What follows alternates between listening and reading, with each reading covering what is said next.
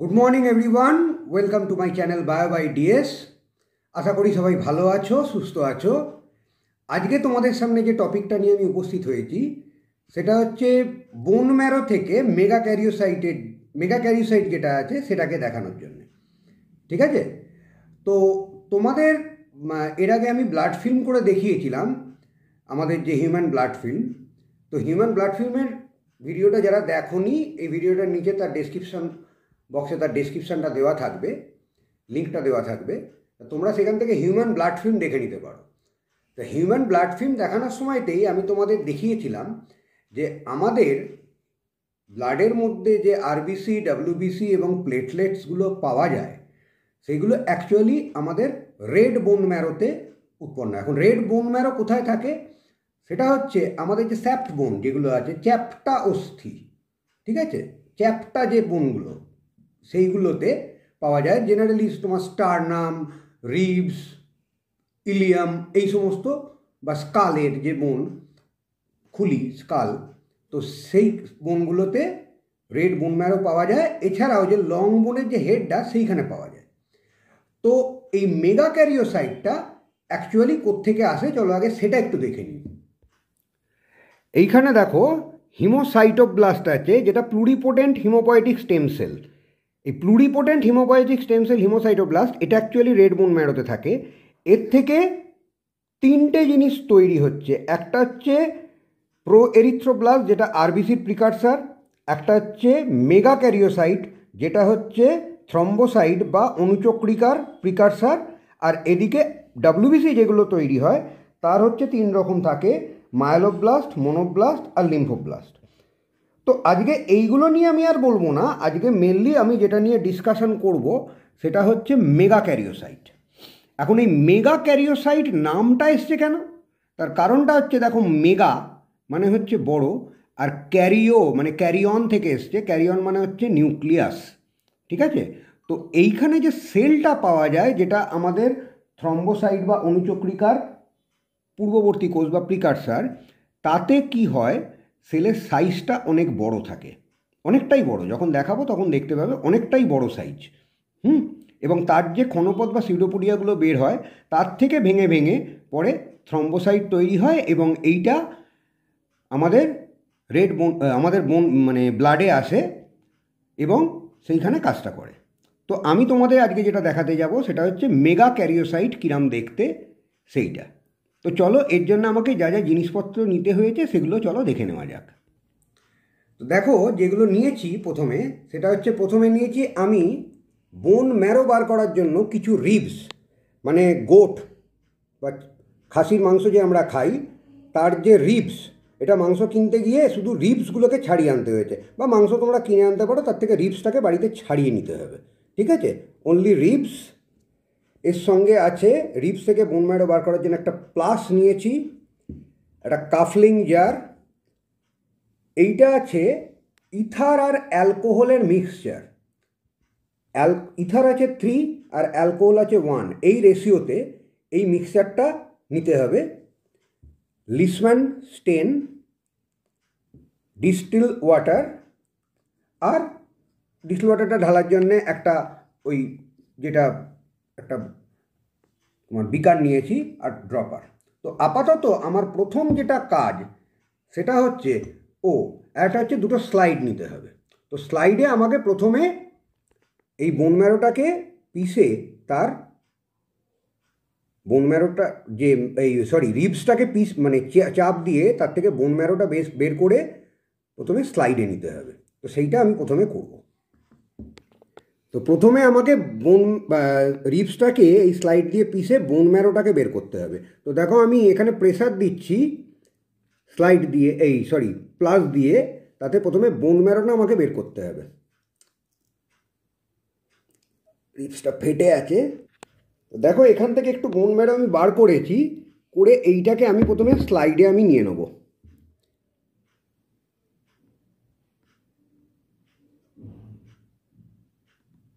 ওকে, এবারে এইটাকে আমরা যখন ফিল্মটা ড্র করব, ব্লাড ফিল্মে দেখিয়েছিলাম এরমভাবে 45 ডিগ্রি কোণ করে এটাকে টানতে হবে, কিন্তু এটাকে এরকম বোন ম্যারোর ক্ষেত্রে এরকম 45 ডিগ্রি কোণ করে টানলে হবে না।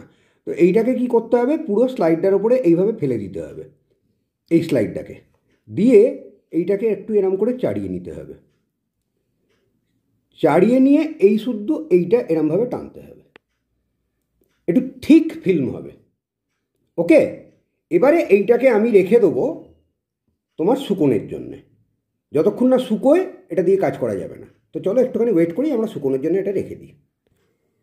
তো এখানে কিছুক্ষণ রাখবার পরে বোন ম্যারোটা শুকিয়ে গেছে, জাস্ট ড্রাই করে নিলাম, করে এটাকে এবার আমি এই কাফলিং জারের মধ্যে, দেখো কাফলিং জারের ভেতরটা এরকম হয়, এর ভেতরে আমি এটা রেখে দিলাম।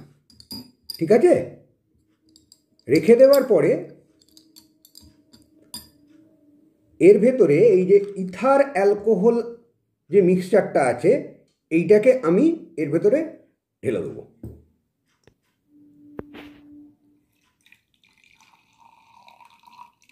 যাতে ওটা পুরো ডুবে থাকে, পুরো বলতে যতটা আমার ফিল্মটা টানা হয়েছে, পুরোটা স্লাইডটা ডোবাবার দরকার নেই, যতটা ফিল্মটা টানা হয়েছে ততটা যেন ডুবে থাকে। ওকে, করে এইটাকে এইবারে আমি চাপা দিয়ে 15 মিনিট রেখে দেবো। কেন এই মিক্সচারটা ঢাললাম সেটা বলে দিই। তার কারণটা হচ্ছে বোন ম্যারো যখন আমরা নিলাম, ঠিক আছে, রিবস থেকে, বোন ম্যারোর মধ্যে প্রচুর ফ্যাট থাকে, যেমন ব্লাড যে মানে স্টেম সেলগুলো থাকছে, ব্লাড সেলসও থাকছে, তেমনি প্রচুর ফ্যাটও থাকে।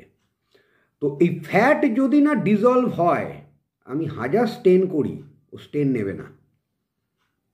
ঠিক আছে, ওই জন্য ফ্যাটকে ওয়াশ আউট করার জন্য এই ইথার অ্যালকোহল মিক্সচার আমাকে তৈরি করে নিতে হয়েছে। কারণ তোমরা জানো যে ফ্যাট সাধারণত ইথার বা অ্যালকোহলে সলিউবল।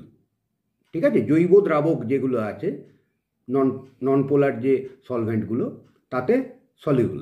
তো এইটাকে এইভাবে আমাকে রেখে দিতে হবে, ঠিক ঘড়ি ধরে 15 মিনিট থেকে একটু বেশি, 15 মিনিট বা 15 মিনিটের একটু বেশি প্রথমে এইভাবে আমাদের রেখে দিতে হবে। ওকে, তো এখন আমরা একটুখানি বসে থাকবো, 15 মিনিট চুপচাপ বসে থাকবো। তো 15 মিনিট হয়ে গেছে, আমি স্লাইডটাকে তুলে নিচ্ছি। স্লাইডটাকে তুলে নিয়ে এই ইথার অ্যালকোহল মিক্সচারটা আমি ফেলে দেবো। এই ইথার অ্যালকোহল মিক্সচারটা আমার কোনো কাজে লাগবে না। ঠিক আছে, দিয়ে আবার আমাকে এই স্লাইডটাকে এর ভেতরে রাখতে হবে, নিয়ে আবার ফ্রেশ ইথার অ্যালকোহল মিক্সচার আমাকে এর মধ্যে ঢালতে হবে। কেননা এই দুবার এটাকে না করলে ফ্যাট যদি ডিজলভ না হয় কোনো কাজই হবে না।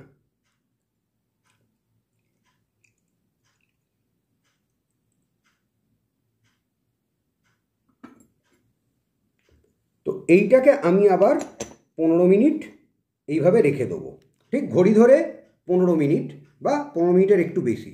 এই ইথার অ্যালকোহল মিক্সচার যদি ঠিকঠাক দুবার না করা হয়, ওয়াশ করা হয়, তাহলে কিন্তু মেগাক্যারিসাইডকে স্টেন করলেও মেগাক্যারিসাইড স্টেনিং দেবে না। ঠিক আছে, ফ্যাট যতক্ষণ থাকবে ওর উপর একটা আস্তরণ কিছুতেই দিতে চাইবে না। ঠিক আছে, তাতেও অনেক সময় আসে না ভালো করে। ঠিক আছে, তো আমি এখন 15 মিনিট ওয়েট করব। তো এবার 15 মিনিট আবার হয়ে গেছে, মানে টোটাল আমি 15 করে আধ ঘন্টা রাখলাম। এবার এইটাকে তুলে আমি জাস্ট এইটাকে ড্রাই করার জন্য খানিকক্ষণ রেখে দেবো। তো দেখো এটা ড্রাই হয়ে গেছে, কিন্তু এইখানে একটা জিনিস আমি করিনি, ইচ্ছে করেই করিনি, তোমরা করবে এখানে। যে দিকটা সোজা, যখন তোমরা ব্লাড ফিল্মটা মানে এই ম্যারোর যেটা বোন ম্যারোটার যে ফিল্মটা ড্র করছো, তখন সেই দিকে একটা ছোটো স্টিকার লাগিয়ে নেবে, নাহলে কোনটা সোজা কোনটা উল্টো বুঝতে পারবে না। এবার আমি তোমাদের একটা ট্রিক শিখিয়ে দিচ্ছি। যদি দেখো স্টিকার মারতে ভুলে গেছো বাই চান্স, তাহলে কি করে বুঝবে কোন দিকটা সোজা কোন দিকটা উল্টো? দেখো এই দিকে আমি ফিল্মটা টেনেছি, এই দিকটা পাতলা, আর এই দিকটা দেখো মোটা। আমার এই দিকটা কোনো কিন্তু সেরকম কাজে লাগবে না। তাহলে আমি জাস্ট নখ দিয়ে এই সাইডে একটু এরমভাবে ঘষবো। যদি ঘষে দেখি যে এইখানটাতে কোনো দাগ পড়ছে, ঠিক আছে, তাহলে তার মানে সেই দিকটা আমার সোজা।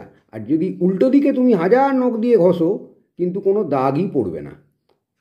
ঠিক আছে, নখ দিয়ে ঘষলেও সেই জায়গাটা চটে যাবে না, অর্থাৎ এই জায়গাটা কোনো স্ক্র্যাচ পড়ছে না। হলো, তার মানে এইটা হচ্ছে আমার সোজা দিক।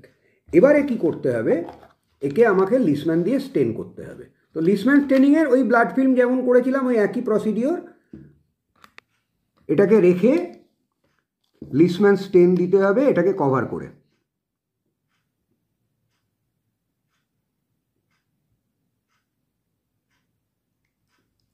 দিয়ে ঢাকা দিয়ে ঠিক 2 থেকে 3 মিনিট ওয়েট করতে হবে। 2 মিনিট ওয়েট করলেই যথেষ্ট। তো 2 মিনিট ওয়েট করলাম। 2 মিনিট ওয়েট করবার পরে বেশি ওয়েট করবে না, বেশি আবার রাখলে হবে না, ঠিক 2 থেকে 3 মিনিট, 2 মিনিটেই হয়ে যায়। ওকে, তো 2 মিনিট ওয়েট করবার পরে আমি এর ওপরে জাস্ট জল দিচ্ছি, যেরকম স্টেন দিয়েছি তার উপরে স্টেনের থেকে একটু বেশি ডিস্টিল ওয়াটার আমি এর ওপরে দিয়ে দেবো, যাতে স্লাইডটা পুরো ডুবে যায় জলের তলায়।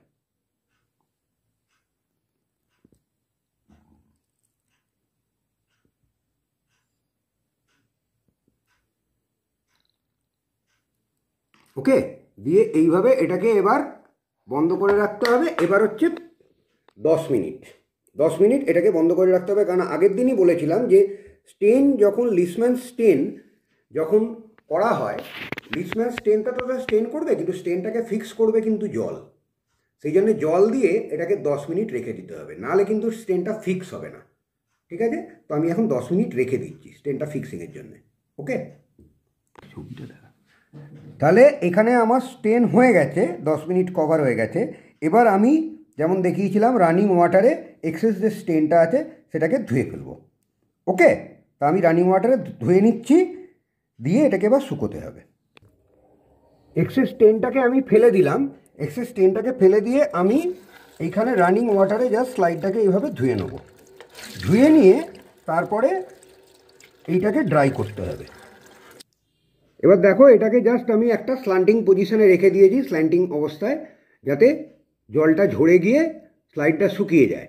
ওকে, কিন্তু এটাকে কখনোই, আমি আগের দিনও বলেছিলাম ওই ব্লাড ফিল্ম করানোর সময়, যে কখনোই কিন্তু এটাকে সানলাইটে, ডাইরেক্ট সানলাইটের তলায় রাখবে না, তাতে কিন্তু স্টেনটা নষ্ট হয়ে যাবে, কেটে কেটে যাবে।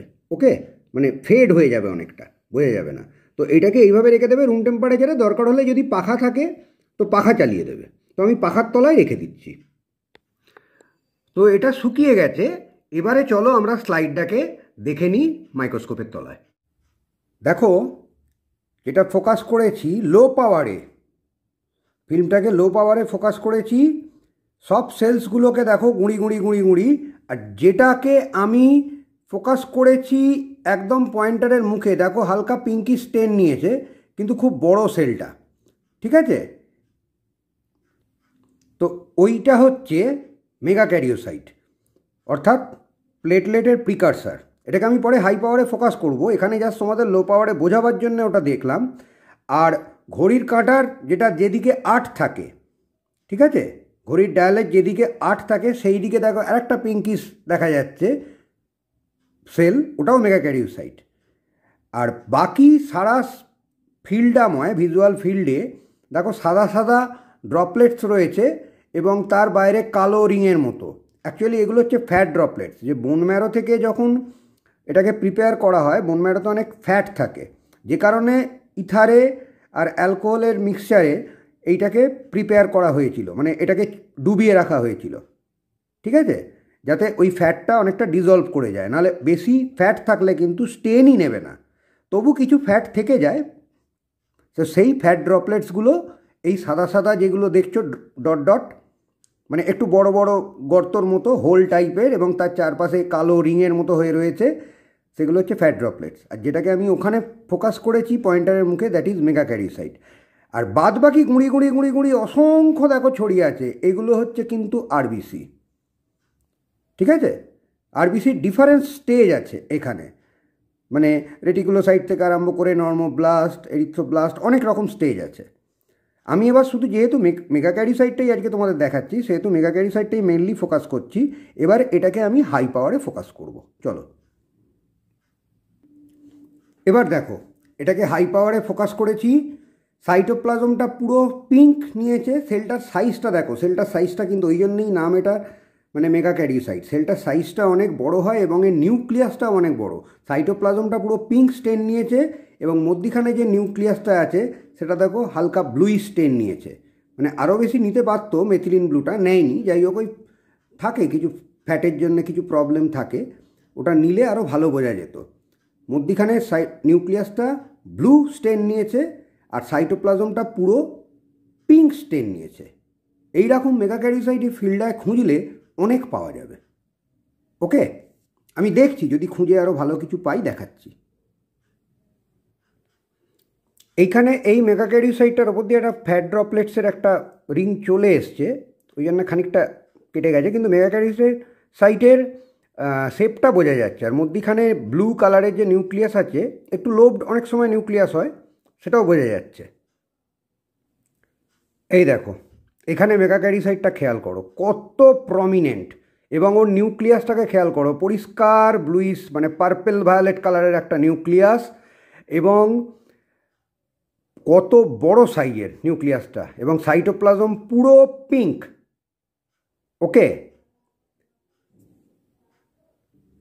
দেখো আর একটা মেগাক্যারিওসাইট ফোকাস করেছি, কত প্রমিনেন্ট, মধ্যিখানের ব্লু কালারের নিউক্লিয়াসটাও পরিষ্কার বোঝা যাচ্ছে। That's why it is called megakaryocyte. Mega মানে বড়, আর ক্যারিয়ন মানে হচ্ছে নিউক্লিয়াস। নিউক্লিয়াসের সাইজ অনেক বড়, অ্যাজ ওয়েল অ্যাজ সেলটার সাইজও অনেক বড়।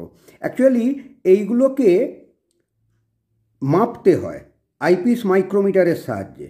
এর লম্বালম্বি যে মানে লঙ্গিটিউডনাল ডায়ামিটারটা এবং ভার্টিক্যাল মানে হরাইজেন্টাল ডায়ামিটারটা, ভার্টিক্যাল এবং হরাইজেন্টাল ডায়ামিটারটা এর মাপতে হয়। সেখান থেকে মিনটা বার করে নিয়ে এর টোটাল সারফেস এরিয়াটা বের করে নিতে হয় যে সাইজটা কত। ঠিক আছে, যেখানে আরবিসির সাইজ হয় মোটামুটি 7.2 মাইক্রোমিটার, সেইখানে মেগাক্যারিওসাইটের সাইজ হয় 40 to 120 মাইক্রোমিটার। তাহলে তোমরা বুঝতে পারছো যে সাইজটা কতটা বড় হয়, ওই জন্যই এত বড় দেখতে লাগছে। ঠিক আছে, তো আশা করি তোমাদের মেগাক্যারিওসাইটটা আমি দেখাতে পারলাম এবং বোঝাতে পারলাম, এবং তোমরা দেখতে পেলে অ্যাকচুয়ালি আমাদের এর থেকেই অ্যাকচুয়ালি সিউডোপোডিয়া বা ক্ষণপথগুলো বার হয়, এবং সেগুলো ভেঙে ভেঙে ভেঙে ভেঙে প্লেটলেটস তৈরি হয়, দিয়ে আমাদের ব্লাড স্ট্রিমে আসে। এটা তো বোন ম্যারো, ব্লাড স্ট্রিমে তারপরে আসে। তো দ্যাট ইজ মেগাক্যারিওসাইট। আশা করি বোঝাতে পারলাম। তাহলে তোমরা দেখতে পেলে যে মেগাক্যারিওসাইটটা কিরম দেখতে। সবসময় যে রাউন্ড শেপেড হবে এরকম নয়, অনেক সময় একটু ওভাল শেপটা হতে পারে, বা বিভিন্ন রকমের কোনো নির্দিষ্ট শেপের কোনো মানে নেই যে এইরকমই শেপ হবে। তবে অনেক সময় সুডোপোডিয়া বেরিয়ে থাকে, একটু আধটু বোঝা যায়, মানে একটা দিক কোনো একটা সেলের যে বাউন্ডারিটা সেটা হয়তো খোঁচা মতো হয়ে রয়েছে। তো এর যে সাইটোপ্লাজমটা সেটা দেখলে তোমরা পিঙ্কি স্টেন নিয়েছে এবং নিউক্লিয়াসটা ব্লু স্টেন নিয়েছে। সেটা কেন তোমাদের আগের দিনও বলেছি যে সাইটোপ্লাজমটা যেহেতু বেসিক ইন নেচার, সেহেতু এ ইওসিনের স্টেনটা নেবে, আর যেহেতু নিউক্লিয়াসের মধ্যে নিউক্লিক অ্যাসিড থাকে সেহেতু এ অ্যাসিডিক বেসিক স্টেন যেটা সেই মেথিলিন ব্লু তার স্টেনটা নেবে। ঠিক আছে, তো এইখান থেকেই আলটিমেটলি, এবং এটাকে মাপতে হয় আইপিস মাইক্রোমিটারে, সেটাও বললাম দেখাতে গিয়ে যে আইপিস মাইক্রোমিটারের সাহায্যে এটা মাপতে হয়, তখন এর সাইজটা বোঝা যায়। আরবিসি থেকে অনেকটাই বড়, 7.2। কোথায় আরবিসির আয়তন হচ্ছে 7.2, এর হচ্ছে 40 to 120 মিলিমাইক্রন, মানে ওটা 7.2 মিলিমাইক্রন, এটা 40 to 120 মিলিমাইক্রন, অনেকটা বড়। ঠিক আছে, তো আশা করি তোমাদেরকে দেখাতে পারলাম মেগাক্যারিওসাইটটা এবং বোঝাতে পারলাম কিরম দেখতে। যদি তোমাদের পছন্দ হয় বা ভালো লেগে থাকে তাহলে তোমরা চ্যানেলটাকে সাবস্ক্রাইব করো, আর পাশে থাকা বেল আইকনটা প্রেস করে দিও, যাতে তোমাদের পরবর্তী যে ভিডিওগুলো আসবে সেগুলো নোটিফিকেশনটা তোমাদের কাছে যায়। আর একটা লাইক, ভালো লাগলে লাইক বাটনটাকেও প্রেস করে দিও। আর তোমাদের বন্ধুবান্ধব বা ভাই বোন যারা আছে, যারা বিশেষত তোমাদের কোনো এরকম যদি বন্ধুবান্ধব বা ভাই বোন থাকে যারা মাধ্যমিক স্কুলে পড়ছে, যাদের এইরকম করে দেখানোর কোনো সুযোগ নেই, তাদের ল্যাবরেটরি সেট আপ নেই, সেক্ষেত্রে তাদের সঙ্গে যদি তোমরা শেয়ার করো তাহলে তারাও জিনিসটা দেখতে পারবে যে অ্যাকচুয়ালি কোথার থেকে প্লেটলেটটা আমাদের ব্লাডের মধ্যে আসে, কোন সেল থেকে আসে। ওকে, তাহলে আজকের মতো এই পর্যন্তই থাক। পরের দিন আবার আমি অন্য একটা টপিক নিয়ে উপস্থিত হব। তোমরা সবাই ভালো থেকো, সুস্থ থেকো। আজকে রাখি। Good night.